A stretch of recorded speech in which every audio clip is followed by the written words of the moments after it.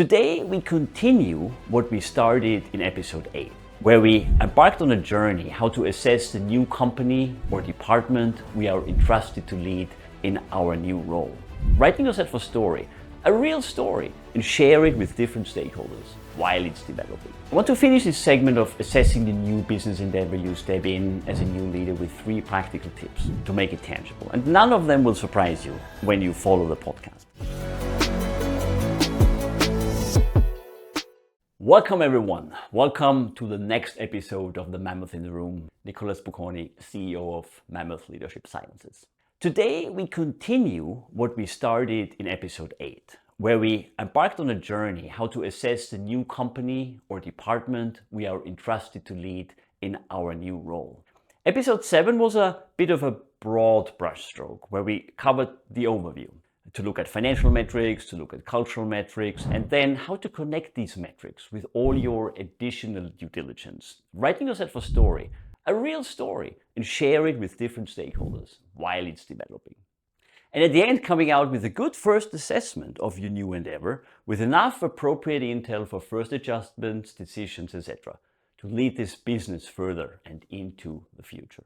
And because this covers a lot of ground, we also said we will spend more detailed episodes on each of these 2 critical components. One on the financial metrics, where we spent the last 2 episodes. We agreed that understanding these metrics and any other of your specific financial metrics, depending on the industry you're in, is super critical because it makes you invincible, as you can support any story you want to tell with them. Almost any.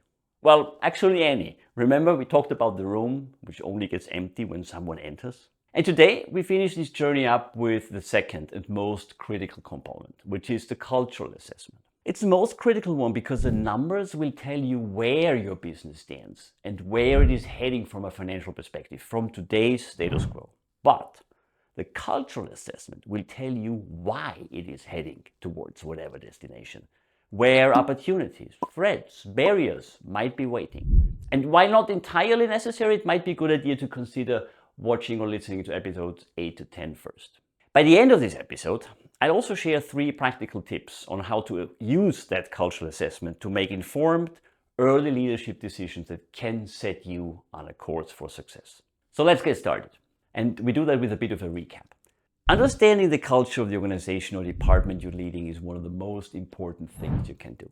Culture isn't just about the office decor or company slogans.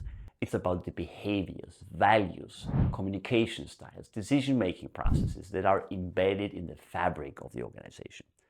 We talked about this extensively in the first 3 episodes of The Mammoth in the Room. In fact, it was the real reason why this podcast got even created. Culture is the most differentiating factor between companies because, unlike products or services, culture cannot be copied. The intro section of my book, The Mammoth in the Room, shows an example how a company can come up with all kinds of great strategy. If the culture is not prepared for it, it will fall flat or won't reach its potential. In the best case. In the worst case, as described in that very example, it will lead to backlash.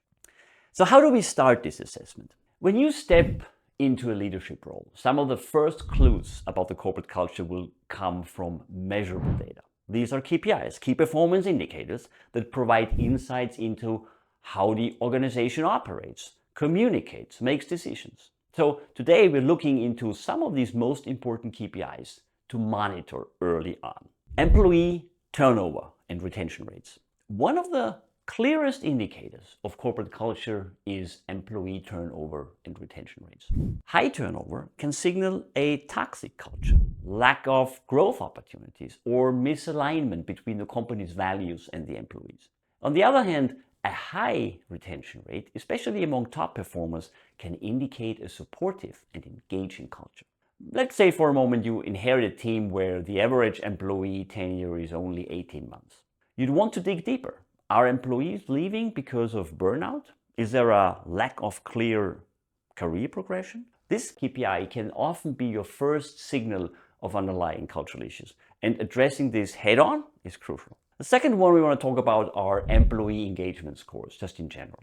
Employee engagement is another critical KPI. Engaged employees are more likely to be more productive, satisfied, and loyal to the company. Most companies will conduct regular engagement surveys, which measure how connected and motivated employees feel in their roles. Interpret these scores in context. If engagement scores are low across the board, it may point to widespread dissatisfaction or misalignment between leadership and employees. If scores are polarized, very high in some departments, very low in others, you might be dealing with localized cultural issues. All right, then we go into internal communication metrics. Many organizations now measure communication patterns through tools like Slack, Microsoft Teams, email systems to see how information flows between departments and teams. For example, is communication siloed, with departments only talking internally but not cross-functionally? Or are there bottlenecks where most communications has to go through? Maybe just through one or two people, and these people don't respond, cannot even respond in time? Poor communication is a symptom of deeper cultural issues, such as mistrust, unclear roles, or a lack of collaboration. Then let's go to performance and productivity data. Performance metrics, productivity metrics provide valuable insights into how effectively teams are working together. If you see uneven productivity levels where some teams are hitting goals and others are consistently falling short, or even within teams, some employees hit goals and others don't, it may be a sign of cultural misalignment. Productivity issues might stem from unclear expectations, from ineffective leadership, or a lack of support. In one role I once stepped, the sales teams, I remember, were outperforming all other departments in terms of ratings, bonuses, promotions, etc. And while this seemed like a success, further investigation revealed that the company had a culture that rewarded sales at the expense of teamwork. So don't get me wrong, rewarding sales is super critically important, right? But at the expense of other teamwork of other departments, that can happen. And other departments actually felt sidelined. And this imbalance was causing tension that would eventually harm the company's overall performance. It was even to the point that people from other departments asked, how do you get into sales? Because you can't even grow or get a good rating when you stay in the finance departments or analytics departments or whatever department. All right, finally, let's also look into absenteeism and wellness indicators. Let's not overlook these KPIs. High levels of absenteeism can point to a culture of stress, burnout, or even disengagement. If employees are frequently calling in sick or using mental health days, it's worth exploring whether the company culture is supporting or hindering employee well-being. I've seen a lot of crap during my career, from managers putting fear into their people so they couldn't sleep for days before big presentations, to managers who told me, you wouldn't believe it, that you always need to be a bit mean to your sales reps so that they fear you. Obviously stated by someone with very low self-esteem who wasn't able to enlighten the fire of his people inside them. So he lit the fire under them to make them jump higher. You get the point. Very sad. The problem is, if someone with these traits is in an important leadership role, it has super big impact on the culture. And then people call in sick. Now that we know what KPIs first to look for, how do we interpret them? And this is where you need to step out of the spreadsheet and into the human side of leadership. Numbers alone, be it financial, like in the last two episodes, and or be it culture related, like in this episode, don't tell the full story. They provide clues, but the real insights come from combining these KPIs with personal observations, conversations, and the feel for the workplace atmosphere. For example, if you notice that engagement scores are low, but productivity and implementation KPIs are high, you might be dealing with a culture of overwork, where employees are putting in the hours but feeling exhausted and undervalued. In contrast, if engagement is high, but turnover is also high, you may be dealing with an inspiring culture that struggles with retention due to lack of competitive compensation or unclear career pathways. Here's a quick story how to illustrate this balance, a little bit modified to ensure anonymity, but very much to the point with regards to the outcome. A new GM at a manufacturing firm noticed that productivity KPIs were excellent, but turnover rates were troubling high. After reviewing engagement surveys, she realized the issue wasn't the work itself, but the top top-down management style that was suffocating employee autonomy. By interpreting the KPIs in context and holding one-on-one meetings with staff, she discovered that employees felt micromanaged, insulted even, and exploited, while they were still loving the work. Can you imagine this discrepancy? That's why the high productivity until the point they left. And as we know, the best people always leave first because they can.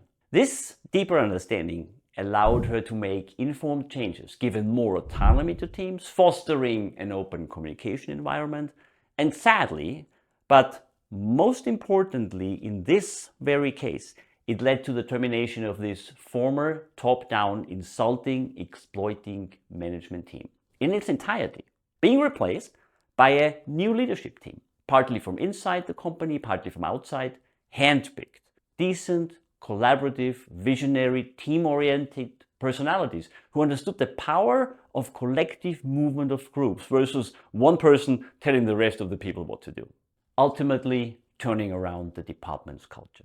Now, the one thing you ask yourself always is the timing aspect. How long does it take to get a full picture of a company's culture? And the answer is, you guess it right, it depends. And for that, your story helps. A story in which you can tell yourself about how all of the puzzle pieces you inherited are related, from the people, the networks, departments, strategies, structures, metrics, etc.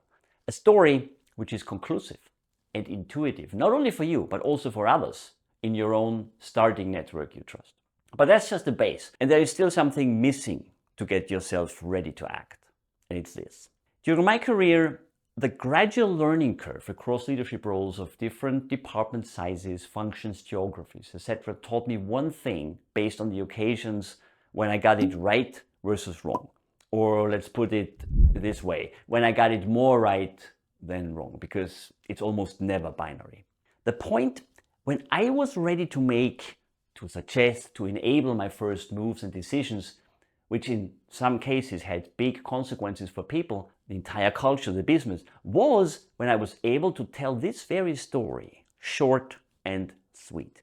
Basically, when I had all the details right, researched, evaluated, so when I was in the depth, but because I did the hard work, didn't need them to tell the story understandably and clear and concise on an overview level, like in an elevator. And the person I told it to would say, yeah, that makes sense. That's my trigger point when I know I'm ready. Now, to be a bit more transactional, what you might have immediately access to, even in your first day, week, are all the hard data, right? All the KPIs we just discussed. But then you need to start having your conversations with key stakeholders you pointed to. Then find some maybe not so well regarded stakeholders, because they might tell you things no one wants to hear. You need to start observing team dynamics and noticing how decisions are made. Sit in meetings and listen, just watch. You have the license for that, you need to learn. That will give you a surface level understanding of the culture. That might be possible in around plus minus 30 days. But then to fully understand the internal networks, the cultural issues, barriers, opportunities, connecting it with the metrics you have access to, the new metrics no one ever collected but you think are needed, etc., etc. This usually takes between 90 to 180 days. This is because cultural dynamics often reveal themselves over time and through deeper, more personal interactions. For example, it might take several months to observe how teams handle conflict, or how trust, or the lack of it, impacts performance. During this time, focus on a few things. Listening. Now, host town halls with Q&A. Have informal chats and invite feedback. People will be cautious at first, but over time they'll open up. Observe decision making. Pay attention to how decisions are made, who has the power, how transparent these processes are, and whether the culture encourages risk-taking or plays it safe. Identify key influences. There are always unofficial leaders within a company. The people employees turn to for guidance or who shape actually the team culture. Find these influences, as they can help you to understand the hidden dynamics, and they might offer support in driving positive change. And with all of that, I want to reiterate, continue to write your story. Now, as I said at the beginning, I want to finish this segment of assessing the new business endeavor you step in as a new leader with 3 practical tips to make it tangible. And none of them will surprise you when you follow the podcast, but it makes sense to mention them again. Basically, some guiding principles, a call to action. First, align your vision and strategy with the culture, not against it. As I already mentioned, I started the book, The Mammoth in the Room, with a practical example how a potential great strategy falls flat because it's not aligned to the culture.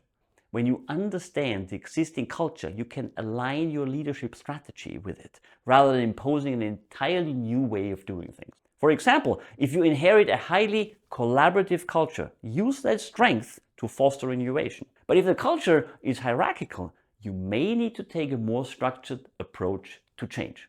So you don't have to just instill change immediately because you think that will get you to the level of innovation you want. It might just be there already, ready for the taking. Always remember, culture eats strategy for breakfast. I suggest a fantastic 2020 study, an article by MIT Sloan Management Review, highlighting an interesting picture. They did an analysis of 600 companies and checked the correlation between the cultural values a company emphasizes in its published statements and how well the company lives up to those values in the eyes of the employees. What do you think the result was? Correlation for 60%, 80, 40, 20, what do you think? You know what the answer is? No correlation, nothing, zero, nada, zilch. I believe you get the point. If we all say we drive to the speed limit, but no one actually does, it's pretty clear that there will be more speed tickets to be paid than expected, right? Check it out, the study is in the show notes. Tip number 2, leverage strengths while addressing weaknesses. Use your cultural insights to leverage what's already working well. If you've identified strong communication networks or high engagement in certain teams, build on that. At the same time, address the weaknesses you've discovered. For example, if turnover is high due to burnout, you may need to implement better work-life balance policies. Building on cultural strengths when implementing leadership initiatives, successful leaders don't just fix problems, they amplify what's already working. And then tip number 3, build and/or increase trust through transparency. Use your cultural evaluation to build trust, to increase the trust within your team. Be transparent about the issues you've identified and invite collaboration how to address them. Let your team know that you're listening and that your goal is to work together to create a better environment for everyone. Transparency, especially in those first few months, helps build credibility and increase trust. And you can also say at some point, if it is true, you just don't know exactly. That's okay. Employees are much more likely to follow your lead when they feel you've taken the time to understand their experience and challenges and also admit that at this moment we just don't know. All right, so that was it. 4 episodes, wow, on how we assess the business we inherit in our new role. Quite a journey, an important one. Understanding where you start, how you travel, and what destination you want to travel to, and at what time. Always remember, the numbers will tell you where you are on the journey. The culture will tell you why you are where you are. Understanding the numbers will make you invincible because they will support your story, whatever story. Understanding the culture will provide you with the roadmap and the strategy, and together they will equip you to achieve your vision. Thank you for tuning in today. If you enjoyed this episode, please subscribe, rate, and share with anyone who is passionate about leadership. And if you would want to come onto the show, share some of your own experience, get in touch. Very soon we will start to invite guests. And lastly, if you're interested in more, you can order my book. It has the same title as this podcast, The Mammoth in the Room.